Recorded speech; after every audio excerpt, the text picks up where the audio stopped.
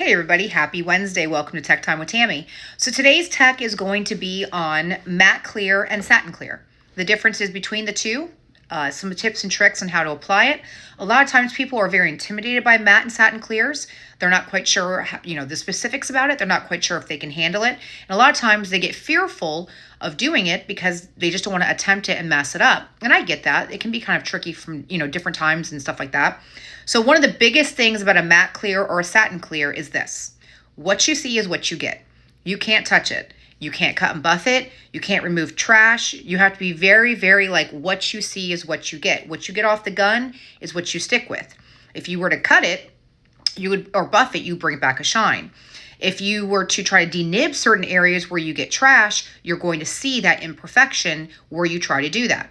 So one of the most intimidating things about a matte or satin clear is the ability for you to make sure that you have the best setup that you could possibly have to create no dust, no trash, and have the best look right off the gun that you can possibly do. That is why it's intimidating for people. Now, here's a couple tips and tricks that you can do to make the process easier for you and have a better time. Now, that said, there are some matte and satin clears that are more tricky than others. Some of them are very difficult to use. They're not user-friendly. They settle super, super bad. And if you don't shake them extremely well, they don't stay consistent. You might get different results doing it one day versus the next day because of how bad that settlement is. And if you do not mix it back up the exact same way, you risk your next pieces that you do not being as consistent in sheen as they were the first time. So this is something that I like about our satin and our matte clear. Yes, you do have to shake them. Yes, you will notice that there is a separation that takes place, and that basically takes place in all kinds of paint products. That said, the Revolt matte and satin clears do not have that super harsh settlement, meaning they mix right back up. So if you were to stick it on a shaker or shake it by hand, you will see that it does go back into suspension pretty well. But if you just tried to use a matte or satin clear straight out of the can without shaking it, you are not going to get the results that you want. You do have to shake it. What you'll see is that when you start pouring it, it will look kind of clear, not quite milky, and that's not what you want. Most really good quality satin and matte clears, they're not clear. They have a color to them and they're milky. That's just normal. That's how they are. That is the additives that are put in there to give you that flat or matte or satin or whatever semi-gloss kind of look that you're going for. Now, they're not all made the same and they are all made differently. Some people take and create a matte clear by adding a flattening agent into it. I used to do something like that as well back in the day. I don't like that way. That way tends to cause inconsistency, inconsistent results from one time of using it to the next time. And the fact that when you add in a flattening agent, your standard universal flattening agent, they settle really, really harshly. And they just don't work as well. They're just not as nice. When you get a clear that is made matte or satin at the time that it is being produced in the manufacturing plant, it works and acts so much better. That said, there's also been advances in how they make matte and satin clears when you're using more quality ones. They use different agents and different additives to give you those sheens now that they weren't using back in the day. You'll see guys say throw in some talc or throw in some baby powder. We don't do that around here. That may be something that you guys did back in the day, but that is a terrible idea. Don't do that. That is not what these clears are designed for you to do, and it's just not something that I would ever advise. That said, I do know people that used to do it back in the day. If it worked for you then, but don't do it today. Okay, so here's a couple tips or tricks you can do when you're spraying it. If you were to spray your job first with a gloss clear, and then cut that down. Let's say you do 2 to 3 coats of a gloss clear. Cut that down with 600 if you have enough material film build to justify you cutting it with 600. Get it completely flat, get it completely smooth, get it completely perfect. Then come back and spray your matte or your satin clear over top of a pre-sanded surface, which number one, we talked about this in another video, anything over a pre-sanded surface is going to look better right off the bat. So automatically it's going to give you a better look when you spray those clears over top of a sanded clear prior. 2, if you do this, it allows you to do less coats of matte or less coats of satin to get the look you're going for with less chances of error, trash, or anything having fallen into it.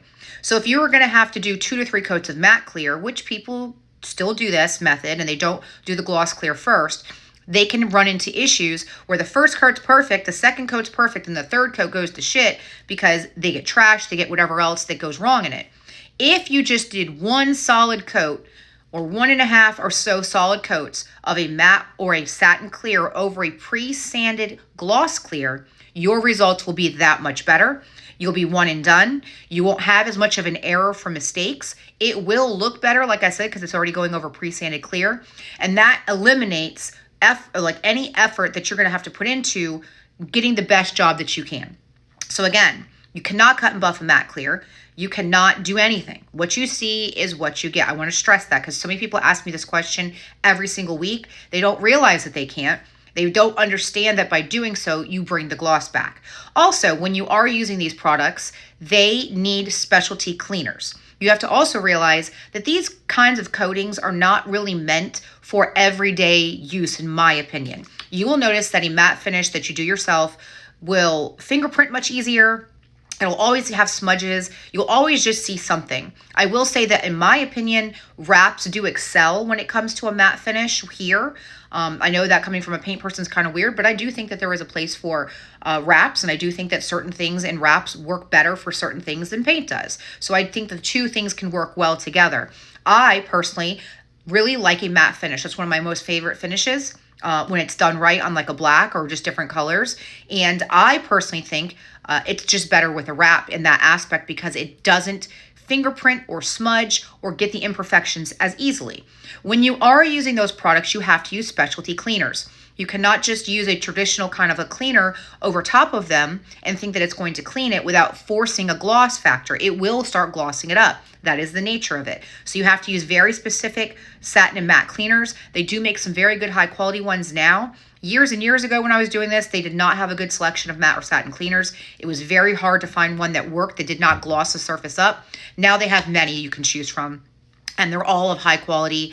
They're easily found in traditional parts stores or online, or even Walmart has a couple good ones now that work really well and clean well and do not gloss the surface up. So make sure that you pick up a cleaner that is specifically dedicated to a satin or a matte finish. That way you know you're using cleaners that are dedicated to the kind of finish that you're doing. So again, they're 4-to-1 when you buy them from us. You get a gallon of clear and a quart of hardener. Shake really well. Shake them really well. Even though they don't have that super harsh settlement, you have to shake them. I almost think I need to put a sticker because there's so many people that just don't shake it and don't realize they need to. You need to shake it. I don't care whose it is. You need to shake the clear of a matte or a satin finish before use. So I'm just stressing that right now.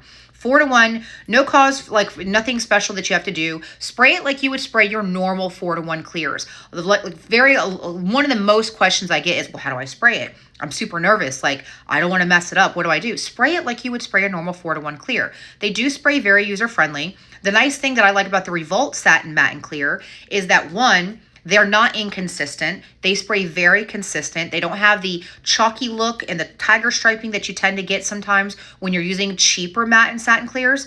These ones don't do that. They melt in nicely. So each pass that you do melts in nicely where you don't see those lines like you see on some of the other products that are on the market.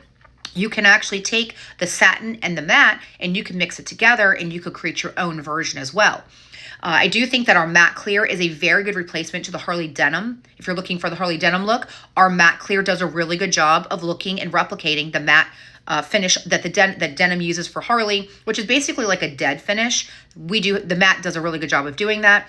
The satin that we have is just a little bit more sheen. It's kind of like the perfect satin look, in my opinion. So if you wanted to gloss it up, people have asked, can you add in a gloss clear? You actually can do that. You could add like the Glamour Clear into it if you wanted to, and it would gloss it up, but then you're playing with it. You don't know what your consistent results are going to be. If you have to do a repair, it's going to be harder for you to figure that out. So I don't like doing that. If you want to take the satin, the matte, and you want a satin and matte, and you wanted to mix them together 50-50 and kind of create a hybrid, you could do that as well. So again, I hope this was helpful. Don't be intimidated by satin or matte. If it's something that you want to do, definitely go do it. If it's something that you want to try, and maybe try out on a smaller project, do a quart. We do sell quart kits as well. But in my opinion, if it's going to be something super large that you're going to be using every single day, like your daily driver, you might consider a wrap when you want that true matte finish that's going to be more durable in the elements, because anything that is a matte or a satin is never going to be as durable as a traditional UV base clear. Okay? RevoltAutoPaint.com. Hope you guys are having a great day. I'll be back again tomorrow with more tech. Take care.